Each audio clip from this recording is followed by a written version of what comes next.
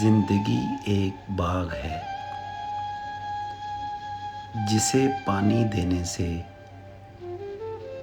خوبصورت پھول اگتے ہیں۔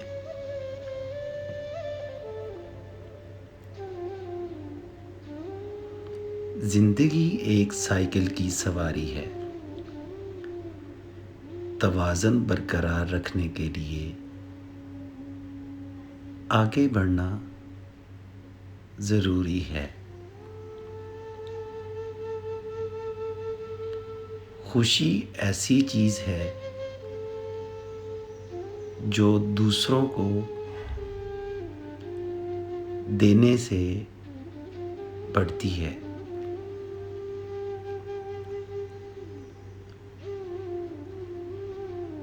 جو کچھ آپ دوسروں کے لیے کرتے ہیں، اصل میں آپ خود کے لیے کرتے ہیں۔ آپ کو کوئی خوشی نہیں دے گا، آپ خود سے خوشی پائیں گے۔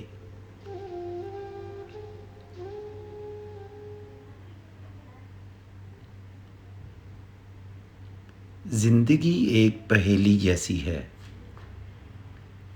تمام ٹکڑے اکٹھے کر کے صورت مکمل بناتے ہیں۔